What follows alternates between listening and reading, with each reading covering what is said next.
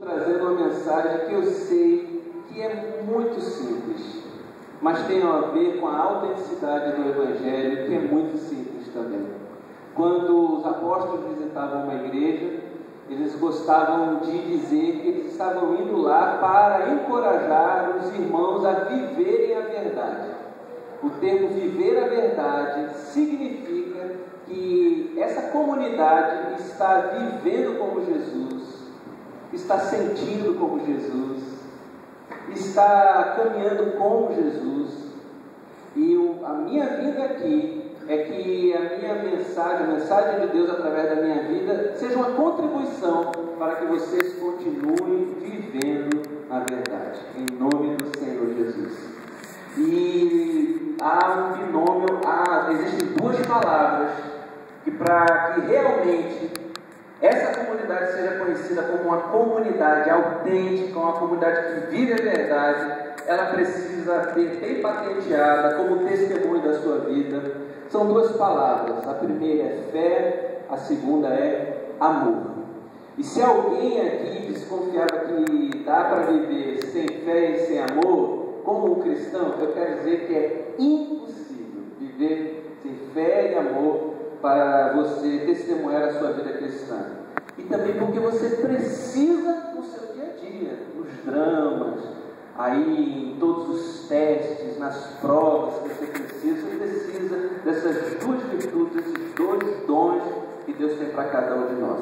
Mas se a gente fosse fazer aqui uma lembrança rápida de como precisamos de fé e de amor, então saiba que se você hoje vai visitar sua sogra, quando você sair daqui, você vai precisar de fé e de amor, viu, gente?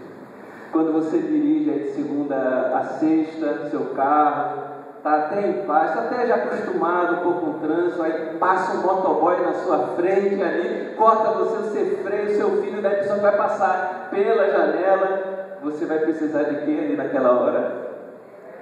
De fé e... eu vou falar aqui, vocês não vão responder, vai ser uma pregação litúrgica, assim, tá bom? Então, eu até falei de manhã que quando isso acontece, eu acho que é o cumprimento dos nossos dias atuais, daquela palavra de Paulo em Efésios, que diz, são dardos inflamados do diabo. Quando passa um motoboy, parece um dardo inflamado do diabo na tua frente. Não tem nenhum motoboy aqui não, né, gente? Também se tivesse, ele não ia dizer que estava aqui. Se você vai fazer uma reforma na sua casa, contratar os pedreiros, os pintores, você vai precisar de quê? Se o teu chefe, que é sádico, aumentar a cota de venda para esse mês de maneira absurda, você tem que olhar para ele e você vai precisar de quê? Se aquele teu vizinho, ele coloca no sábado de manhã, que era justamente o sábado que você achava que ia conseguir descansar, ele coloca aquele forró de duplo sentido, bem alto, logo bem cedinho, eu queria descansar e ficou ouvindo aquela música terrível, você vai precisar de quê?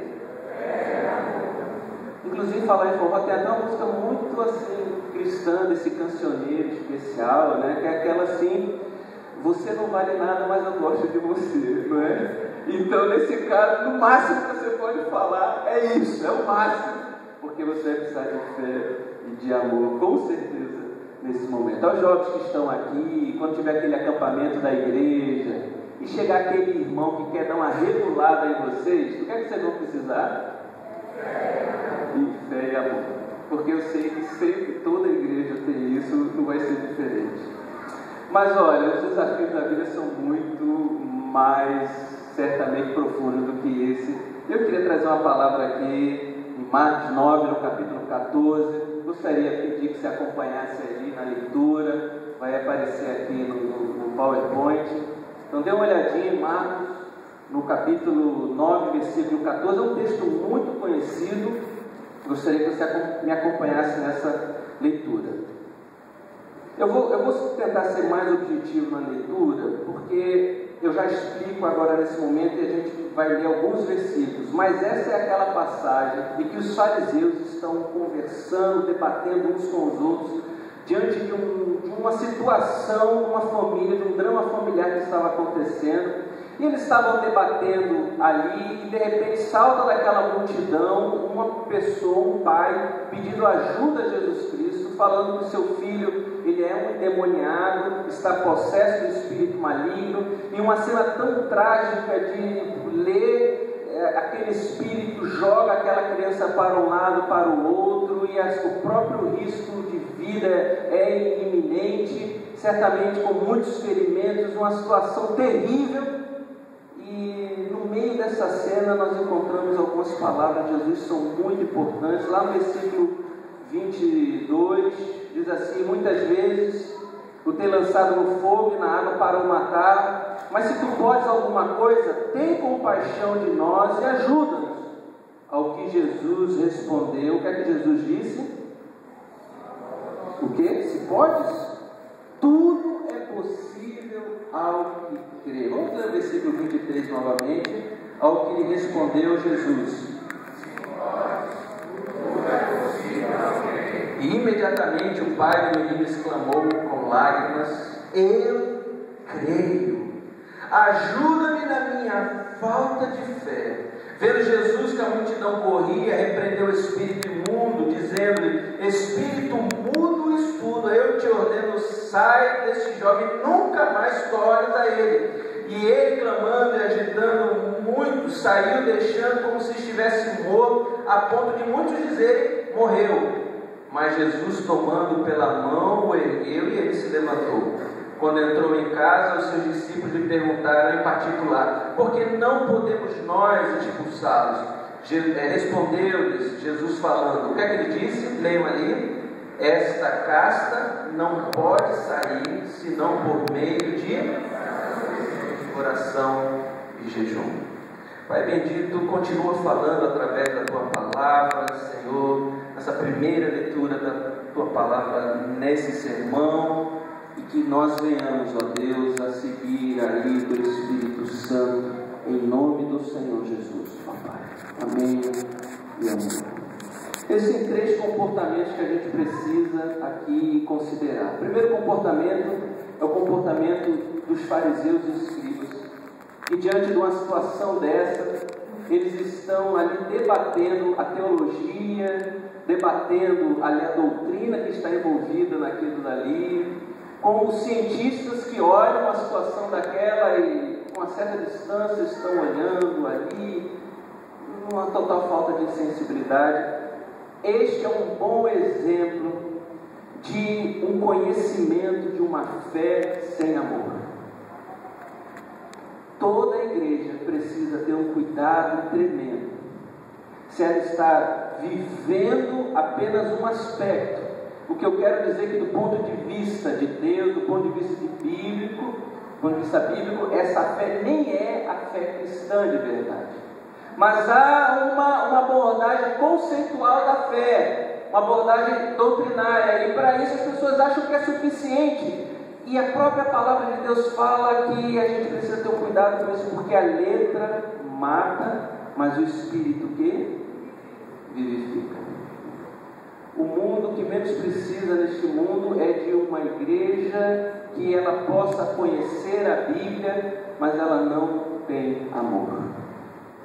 Todos nós conhecemos pessoas que falam muito bem da palavra, mas não conhecem de fato no dia a dia o que é o amor.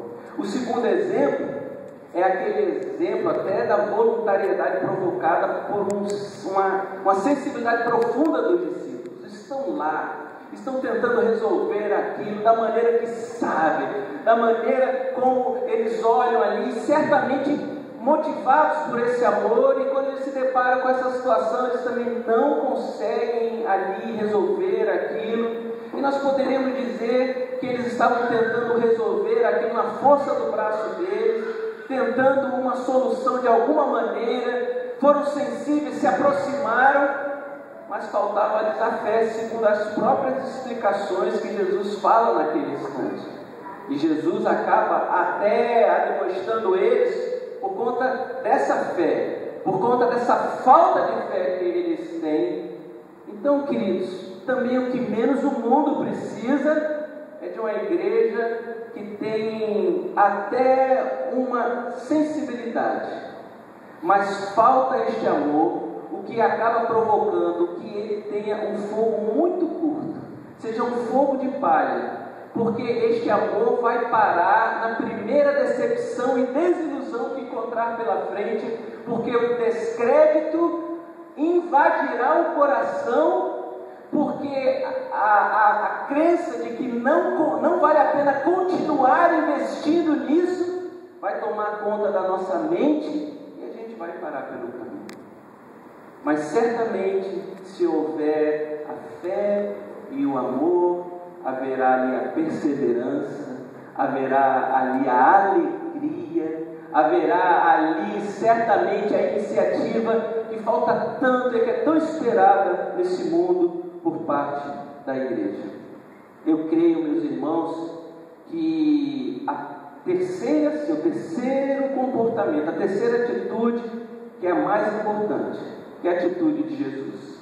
Quando ele chega diante dessa situação e ele, ali, com o poder de Deus e com esse amor maravilhoso, ele acaba ali encontrando o que aquele espaço para o que aquela criança precisava e ministra a sua graça, o seu amor e o seu perdão. Eu estou aqui com óculos e o fato de você usar um óculos com uma lente só não deixa de ser um óculos, e ninguém pode dizer que isso aqui não é um óculos que você está usando. As pessoas vão falar assim: não, você não está de óculos. Eu estou de óculos, mas está faltando uma lente. No meu caso, o meu problema de vista, se tiver, para mim é muito difícil, eu vou ter uma percepção errada das coisas que estão diante de mim, se eu não tiver com as duas lentes. Cuidado para que alguma dessas lentes não tenha caído no chão. Aí você continua na igreja, você continua aí envolvido por toda essa estrutura, mas é preocupante do ponto de vista do que Deus quer para a sua vida, para a minha vida, se uma das lentes tiverem caído no meio do caminho. Mas a de Jesus nunca cai. Jesus olha pelos olhos de Deus, Jesus olha pelos olhos do poder de Deus e pelo amor de Deus. Meus irmãos, eu tenho convicção que uma igreja com fé e amor é tudo que este mundo precisa. E a lista é muito grande, porque nós estamos falando aqui de uma criança, e nós estamos vendo problemas sociais seríssimos no nosso país. Crianças aqui no nosso estado, existem crianças que se prostituem com menos de R$1 nas estradas do nosso estado. Existem crianças que são aliciadas pelo tráfico, são tiradas do seu lar, crianças que vão para a rua em busca de algo que nunca deveria ter faltado dentro da sua casa. O fato de que existem 1.300.000 prostitutas no Brasil, nas ruas do Brasil, certamente leva a nossa consideração que haverão famílias que certamente terão muita dificuldade de poder oferecer às crianças ali aquela atmosfera de fato de amor que uma criança precisa. Então, esse cenário se repete nos nossos dias. E o Senhor olha para a sua igreja e fala que a sua igreja precisa ser movida de que maneira? Com e amor. Mas, além desse cenário trágico social, de repente você se harmoniza com essa palavra, porque você pode ter um ente querido na sua família que esteja passando por uma situação muito grave. Talvez também esteja debaixo de um poder do qual ele quer se libertar, de um vício, de uma compulsão, de uma maneira errada de ver o mundo, de um orgulho muito forte também. E quando você olha para ele, drama é porque você vê que ele não consegue se libertar disso. Muitas vezes ele quer e não consegue. Parece que ele está morto para o problema, como é o caso aqui dessa passagem. E aí você, pai, ou então você, irmão, ou então você, amigo, parente, vizinho, você olha para uma situação como essa e você se identifica. E talvez hoje aqui temos pessoas que se identificam dessa maneira porque estão vendo alguém que está acorrentado por um problema do qual não consegue se libertar. Queridos, o que o Senhor quer para a sua comunidade autêntica é que essas duas coisas sejam presentes e façam parte dessa comunidade: a fé e o amor. Porque evidentemente o caos foi instaurado nessa sociedade. A queda trouxe o caos. Tudo que a gente imagina que a gente quer fazer de bom é quase que improvável neste mundo, porque os alicerces foram tirados, a estrutura da qual manteria essa ordem foi arrancada. Então é provável que quando você fala assim: eu vou te amar a vida toda, eu vou estar contigo a vida toda, você jura isso, no dia a dia você vai ver dificuldade que é viver isso. Relacionamentos, eles são uma improbabilidade tremenda, meus irmãos. Só um milagre é capaz de promover isso. Qualquer outro tipo de relação, juntou pessoas, os problemas acontecem. E eu creio que Deus derramou 2 dons do céu no meio desse caos. Esse é a grande graça do Senhor, evidentemente manifestada em Cristo, encarnado em Cristo. Mas no meio desse cenário, no meio dessa nuvem negra, 2 dons desceram. Foi a fé e o amor. Esses 2 dons, meus irmãos, a fé em Cristo e o amor de Deus, é que conseguem ir refazendo algo que esse caos produziu. As vítimas desse caos, por isso que tem um novo nascimento, fruto da fé em Jesus Cristo e do amor de Deus operado em nosso coração. Sabe o que a minha casa precisa? De fé e de amor. Sabe o que o meu vizinho precisa? De fé e de amor. O que a minha igreja precisa, o que essa igreja precisa, é de fé e de amor.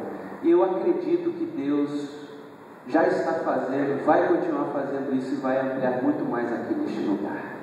Porque graças a Deus eu já tenho ouvido testemunhos de atitudes maravilhosas de vocês que refletem o amor e refletem a fé que vocês têm a Deus. Conversando e compartilhando com o pastor Sérgio, ouvindo algumas vezes aí através de Antônio e na vida de Antônio, sei que Deus tem se manifestado nesse lugar para a glória dele. Queridos, eu amo este lugar, porque foi nesse lugar que eu pude acreditar que esses 2 dons haviam sido enviados para mim: a fé e o amor. Aqui neste lugar, ao longo da minha vida, eu tenho visto dependentes químicos sendo amados, eu tenho visto suicidas renascendo para Deus, eu tenho visto casamentos destruídos, e você falava assim: não, agora dessa vez não tem jeito, não, agora, e por um milagre da fé e do amor, essas coisas, Deus tem feito essa intervenção. É neste lugar que eu conheci pessoas que só sabiam que eram o ódio, elas começaram a aprender a perdoar. Foi neste lugar aqui, foi numa igreja que eu vi profissionais bem-sucedidos, empresários, redimensionando a carreira e os projetos para cuidar da família, que é a coisa mais importante que alguém pode ter recebido de Deus na sua vida. Foi nesse lugar aqui, meus irmãos, por conta dessa fé e desse amor, que eu conheci homens insaciáveis, que começaram a ver o seu coração sendo preenchidos por causa do amor e da fé que estava sendo plantada no coração deles. Foi neste lugar, como igreja, que eu vi patroas que maltratavam os seus empregados, e pude ver na própria igreja o patrão e o empregado, os 2 louvando a Deus e celebrando de maneira autêntica o verdadeiro amor de Deus derramado nos corações. Eu acredito demais nesse lugar, meus irmãos, porque é o único lugar da face da terra que eu pude ver um dia, e nós temos esse testemunho, em que estava sentado no mesmo banco, está sentado no mesmo banco da nossa igreja, um criminoso, a vítima do crime e o delegado que presidiu o inquérito.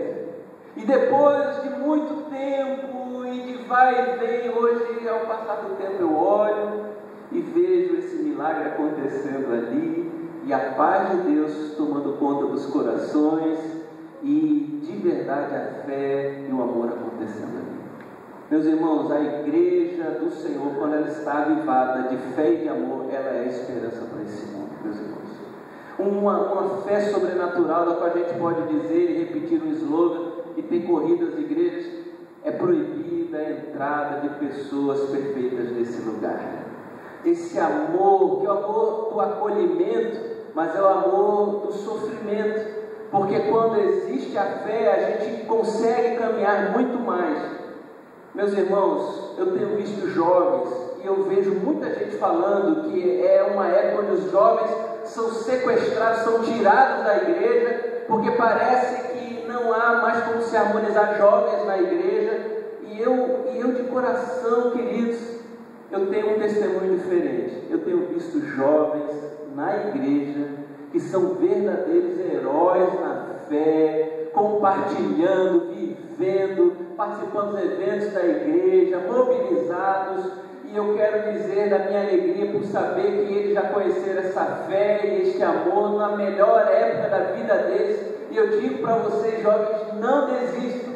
Domingo passado eu fui participar de um ensaio do sábado para o domingo, e esse ensaio começou às 10 horas, acabou 1 hora da manhã, com os músicos da igreja, com os cantores lá. E eu cheguei lá para dar uma orientação. Quando eu entrei lá, eu falei: não é possível, esse pessoal está fazendo isso aqui, obrigado. Esse pessoal aqui do sábado para o domingo deve estar um fardo, um peso. Pareciam aquelas crianças, sabe, cheias de alegria, uma farra santa naquele lugar. Eu entrei no estúdio, lá olhei para eles, o sorriso até aqui. Eu sentei no canto do estúdio, vendo aquilo. Eu agradeci tanto a Deus por aquilo, tanto, porque na melhor fase da vida deles, eles estão vivendo a fé e esse amor do coração. Aí você está aí no seu lugar falando assim: pastor, como é que eu resolvi isso? Eu quero saber, o que é que eu faço? Como é que eu consigo isso, né? E aí eu me lembrei até aquela história que vocês conhecem, né? Que às vezes a gente prega tanto, e explica o que tem que fazer com o que a gente está pregando. E eu me lembrei daquela história do rapaz que foi assaltar a casa do Rui Barbosa. Vocês conhecem essa história, não conhecem? Conhece não? Ele foi entrar na casa do Rui Barbosa, foi assaltar lá, e na hora que ele estava roubando uma galinha lá do quintal do Rui Barbosa apareceu, né? Aquele monumento à cultura, né? Aquele intelectual olhou assim e falou assim: como ousas adentrar nos meus portais com essa irreverência toda e tocar em patrimônio que a ti não pertence? Te ferirei com o cetro da minha sabedoria e te reduzirei a milionésima parte de um ato. Aí o ladrão estava segurando assim, olhou assim: vovô, é para deixar a galinha ou para levar? Então às vezes a gente tem que ter cuidado na pregação de não fazer isso. Mas é tão prático, como eu falei, tão prático. Veja como é prático, ali no próprio caixão dele. O que nós precisamos, como o texto está falando aqui, é de vida devocional, é estar com Jesus. Porque o que ele falou? Olha, essa casca só sai com o quê? Jejum e oração. Oração e jejum. Eu tenho convicção de que isso é a devoção que a gente precisa ter para nos nutrirmos de fé e de amor. Porque se a gente não tiver isso, o nosso coração que busca sabedoria vai virar farisaico. E o nosso coração que só quer ser um ativista vai transformar nossa igreja numa ONG, e na hora da gente precisar viver o poder de Deus, fruto disso, a gente não vai encontrar. Porque esse poder é fruto de vida devocional. E aí eu convido você a viver essa vida devocional. Como é que sai? Existem problemas que só se resolvem com o quê? Oração e jejum. Não mudei a mensagem não, é a mesma, viu? É a mesma ainda. Estou só aqui fundamentando. Oração e jejum. Aí a vida devocional. Deixa eu só dar uma ilustração. Eu tenho assim 5 minutinhos ainda? Tem? O cara, não sei como é que foi, mas deixa eu só desculpa aqui. Deixa eu chamar alguém alto. Você, meu irmão, pode vir aqui? Bem rapidinho. Eu gosto de falar isso com os jovens lá da igreja. Eu vou pedir para vocês aqui que tão gentilmente vieram para frente, a minha claque profissional, só os 5 primeiros aqui, venham aqui na frente também. Eu acho que você é mais alto do que isso. Eu acho que fique aqui em volta dele. Sabe o que é? Lá em João, no capítulo 15, Jesus fala que ele é a videira, ele é uma árvore, e que os galhos que estão juntos dessa árvore, eles vão se manter vivos, vão florescer e vão dar frutos. Eles estão colados, foram enxertados na árvore. E os galhos que não ficam, podem até estar muito perto, mas eles vão secar e vão murchar. Meus irmãos, é possível que sem fé e sem amor, a gente esteja vivendo um ambiente religioso, mas a gente não está, de fato, enxertado na videira. A gente está fazendo a coisa na força do braço da gente, na força do intelecto, na força de um mover religioso. Mas aí Jesus convida, fala e entra no nosso coração essa fé, esse amor. Teu nome?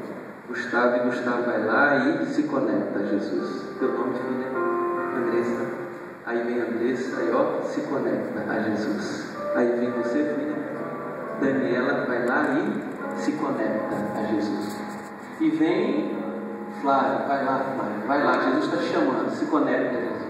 Você, filha, Laís, nessa idade, Laís vai lá, ó, não resistiu ao amor de Jesus, a fé em Jesus, e ó, está lá. Agora a seiva saindo para a vida deles, a seiva da vida, a seiva da vida, a seiva da vida, e eles estão naquele primeiro amor, motivados. Olha, vocês estão lembrados desse tempo na vida de vocês, então eu espero que esteja sendo agora, amém? E estava todo mundo super ali, e às vezes a gente até se acostuma com essas coisas, que não deveria se acostumar. Eu não sei se vocês são iguais a mim, eu consigo me acostumar com algo que não era para me acostumar. Vocês se acostumam? Amém? Amém? Não era para a gente estar vivendo essas alegrias sempre. Eu me acostumo às vezes. Tem gente que está com aquela cara assim que nunca se acostuma. Não vê com essa cara não, de santa não, porque sei que vocês são iguaizinhos a mim. Então a gente fica assim, e daqui a pouco a gente pode estar tocando no louvor da igreja, está pertinho, mas a gente já está levando ao sem fé, ao sem amor, está lá no grupo do evangelismo da igreja, está perto, a gente está vivendo essa festa e pode estar assim. De repente, você foi convidado para ser esse sacerdote do lar da sua casa, e você já se descuidou um pouco da vida devocional. E vai tirando os exemplos aí de cara, como você, eu como pastor, também vou no piloto automático, acho que a gente aprende a fazer algumas coisas assim, e a gente tira da tomada, a gente tira o plugue. Eu não vou pedir para vocês ficarem no chão, morrerem no chão, não, mas é como se isso acontecesse aqui agora. É o que acontece, meus irmãos. A gente pode estar existindo biologicamente, mas a nossa vida secou. A gente pode também trocar Jesus por um grande problema na nossa vida, ao ponto de idolatrar, ou um grande projeto pessoal, ou uma grande aventura, ou um grande empreendimento, e daqui a pouco a gente está agarrado nisso, mas isso não tem seiva para a vida da gente. Agora, sabe por que eu louvo a Deus? Porque quando é Jesus que está caminhando, Ele chega para a gente e fala assim: Laís, volta, Laís. Aí vai lá, Laís de novo. Volta, filho, volta. Olha o que a palavra de Deus fala. Você hoje está ouvindo, e a Bíblia fala: a fé vem pelo ouvir a pregação, e a pregação da palavra de Deus. Eu acredito que isso está acontecendo na sua vida hoje aqui, amém, queridos? E aqui, você está aqui, filhona, e graças a Deus, a minha oração é que hoje, em nome de Jesus, a gente volte à nossa vida devocional, oração, leitura da palavra, tempo nosso a sós com Deus, a nossa vida na comunhão, porque vida devocional é vida comunitária, é vida discipular. Isso é vida devocional, não é fora do corpo. Vida cheia do Espírito Santo. Obrigado, queridos. Deus abençoe a vida de vocês. Vamos aplaudir a Deus pela vida desses irmãos.